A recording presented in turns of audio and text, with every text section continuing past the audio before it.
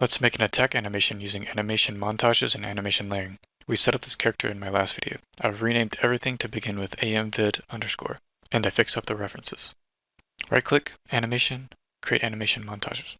Choose the skeleton, give it a cool name, open it up, drag some Mage Attack animations from the asset browser. Click Anim Slot Manager. Right-click and add new slot. Name it something like Attack Slot. Set the slot in the montage section. Click Preview Slot so the viewport will update.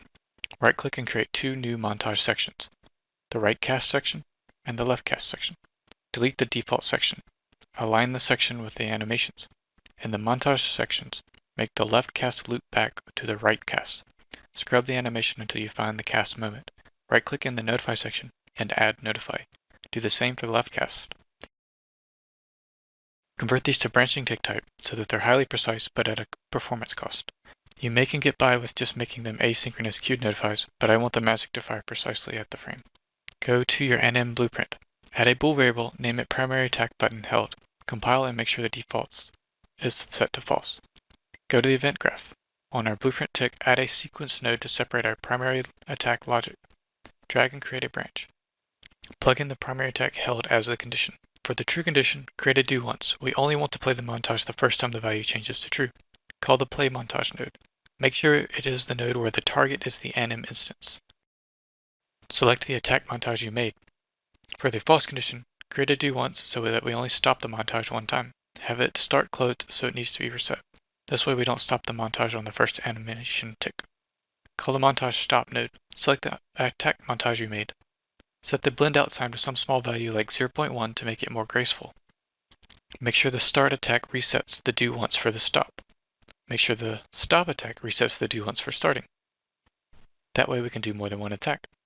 When we set up the input, it'll look something like this when we press, release, press, release.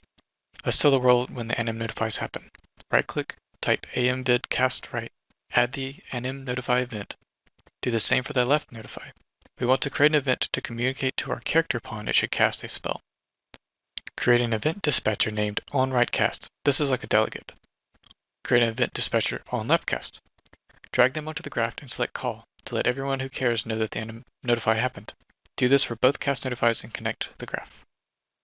Go to the anim graph. Create a slot default slot. Click it and set it to our attack slot we made in the montage. Drag the pins into the source and out of the result. We'll fix this up later. Compile again so everything is squared away. Click Edit, then Project Settings, then Input. Make sure you have a primary attack bound. If not, add one like this. Go to your character pawn blueprint.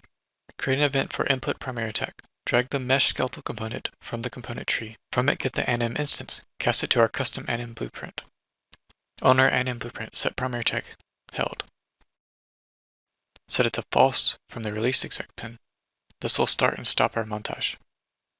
From our begin play, create a sequence to separate the primary attack logic. Drag the mesh from the anim instance again. Cast it to our Anim BP. From the cast value, assign onRightCast to create an event when the animation plays. Give it a useful name. Do the same for the left cast.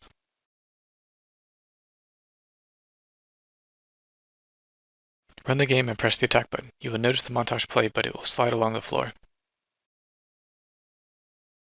To fix the sliding, we're going to only play the montage on the upper body while walking. Go to the Anim blueprint, go to the Anim graph, add a layered blend per bone. We can't have the out pose going to 2 parameters, so save the pose in a cache. Send the locomotion animation pose directly into the base pose of the layered blend per bone node. Feed the attack slot into the second argument. The second argument is what we will blend on top of the walking animation. Click the layered blend per bone node. In its defaults, add a branch filter. Open it up.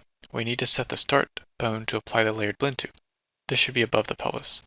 Click skeleton. Select the bone above the pelvis. Copy the bone name. Go back to the animation blueprint and anim graph. Paste the bone name in the layered blend per bone node. Compile. Play. You should see it updating while running. The only problem is it doesn't play the leg animations while standing still. Go back to the Anim blueprint and animation graph. What we're going to do is replace the idle run walk with the slot data if the player isn't moving. Create a blend pose per Bool node. To see if we're moving, check if our speed variable is greater than 0. We set this variable up in another video from the movement component. If we're moving is true, use the locomotion pose. If it is false, use the attack slot info. Now plug this into the base pose for the layered blend per bone node.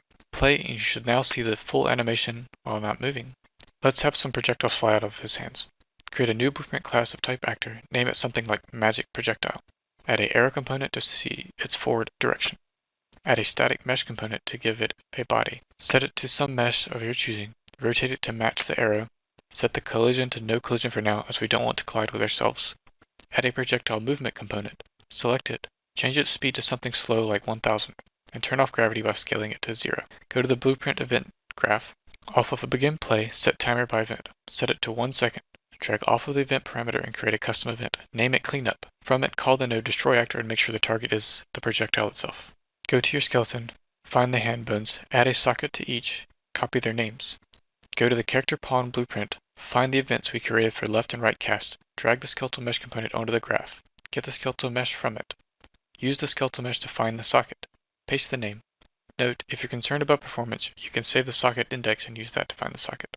Get the socket location. Copy and paste this from the other hand. Be sure to change the socket name. Be sure to also plug the mesh into this component. Create a custom event for the mage cast that accepts a start location parameter. Have the right and left cast events call this single event and provide the socket location. To fire in the direction we're looking, drag the camera onto the graph. Get the world rotation, get the forward vector, scale it up a bit so it isn't directly on the socket, add it to the socket location. Make a transform from the location. Use the camera rotation for the transform. Have the event spawn an actor from class, set it to the projectile class, set the transform, and set the instigator yourself. Play and we can now fire projectiles from our hands.